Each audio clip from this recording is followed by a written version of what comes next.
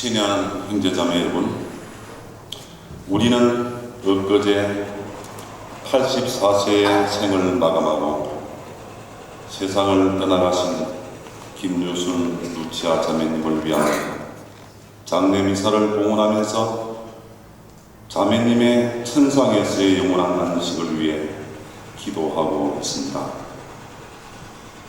우리가 겪는 가장 큰 슬픔은 그 무엇보다도 사랑하는 사람과의 죽음을 통한 이별이라고 합니다.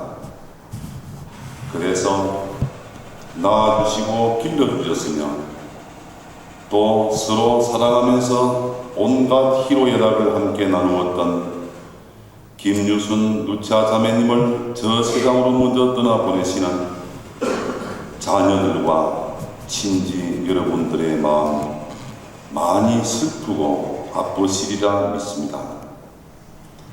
그러한 여러분들에게 교회 공동체 이름으로 다시 한 번 더 깊은 애도를 드리며 자비지어 가신 주 하느님의 큰 위로와 평화를 받아 누리시길 빕니다. 구약 성경 고헬렛 3장에서 하늘나라의 모든 것에는 시기가 있고 모든 일에는 때가 있다고 하면서 태어날 때가 있고 죽을 때가 있으며 슬퍼할 때가 있고 기뻐할 때가 있다고 합니다. 이러한 원리에 따라 김루치아 자매님은 1929년 11월 29일 일본 동경에서 출생하셨고 일본 소학교를 졸업하고 처녀시절 동경 성당에서 견전사를 받고 해방 후 한국으로 귀국하셨습니다. 프란치스코 수녀회를 창립하신 고 김울술라 수녀님과 자매지간으로 모태 신앙을 가진 독실한 천주교 집안에서 성장하였습니다. 그리고 1951년 1월 1일에는 옥공성당에서 혼인성사를 받았는데 남편 되시는 이창근 프란치스코 씨는 김수환 주경님과 이종 사촌지간으로서 한때는 주경님과 함께 신학교에서 사제 수업을 걷기도 하셨다고 합니다. 12년 전에 남편과 사별하셨지만 자녀와 손주들과 함께 어려웠지만 노점상을 하면서 설아의 3남 3녀를 사회의 동장으로 성장시킬 수 있도록 당신의 모든 것을 헌신하시며 나름대로 행복하게 살아오셨습니다. 그러나 작년 연말 갑작스런 부상으로 병원 생활을 조금 하셨으며 지난 4월 7일에는 병자선사를 받으시고 지난 5월 9일에는 마지막으로 봉성죄를 받으시고 5월 20일 이른 아침에 숨을 거두셨습니다.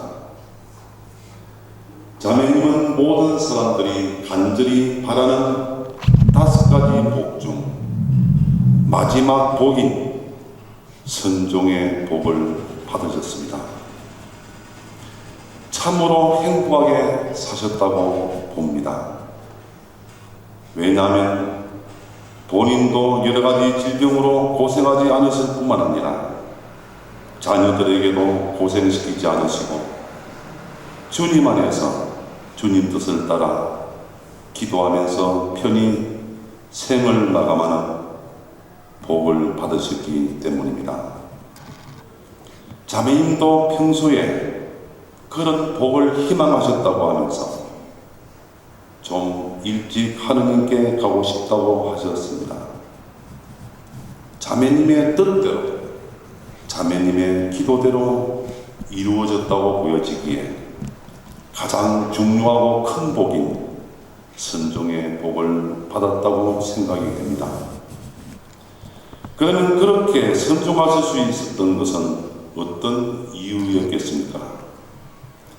그것은 주님은 믿고 살아가는 신앙 때문이었고, 그 신앙 안에서 하느님 나라에 대한 영원한 삶을 갈망하며 평소에 겸손한 모습으로 사랑을 실천하며 사셨기 때문입니다.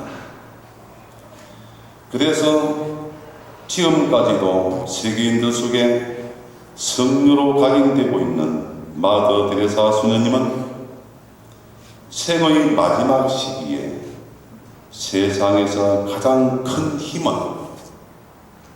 권력도 부도 화려한 명예도 아닌 신앙이라고 말했습니다. 신앙이야말로 그 어떤 것도 이겨낼 수 있는 가장 강한 힘입니다. 세계를 제패했던 로마 제국도, 그리스도교 신앙을 없애려고 했던 로마 황제도 그리스도교 신자들의 신앙 앞에 무릎을 꿇었습니다. 우리나라에서도 수많은 순교자들이 신앙의 힘으로 살아갔기에 그 모진 바퀴를 이겨내고 신앙의 꽃을 피우며 전 세계에서도 모범된 신앙의 나라가 되었습니다. 자매님은 이러한 삶을 사셨기에 선종의 복을 분명히 누릴 수 있었다고 봅니다. 우리에게도 마찬가지입니다. 신앙은 이 세상을 살아가는 가운데서도 그 어떤 것보다도 강한 힘을 발휘하며 위험에서 건져주고 고통과 시련도 이겨내게 해줍니다. 우리에게 다가오는 죽음은 아무도 피해갈 수 없는 운명입니다. 언제, 어디에서, 또 어떻게 다가올지 모르는 귀찮은 손님이기도 합니다. 그러나 우리는 그 죽음을 거부할 수 없기에 맞이해야 합니다.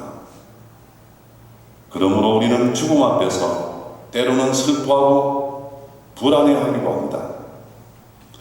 그렇지만 우리의 삶이 이 세상에서의 죽음만으로 끝나는 것이 아니라 저 세상에서 더 고귀하고 영원한 생명의 삶이 시작된다는 확신만 있다면 현세의 삶을 더 기쁘게, 더 착하게 살 뿐 아니라 죽음도 더 편히 맞이할 수 있을 것입니다. 바로 예수 그리스도를 주님으로 믿고 살아가는 우리 신앙인들이 그러하며 우리 앞에 말없이 누워 계시는 김유순 누차 자매님이 그러하셨습니다. 예수님께서는 인류 구원을 위해 십자가에서 죽음을 당하셨지만 죽음을 이기고 부활하셨기 때문입니다.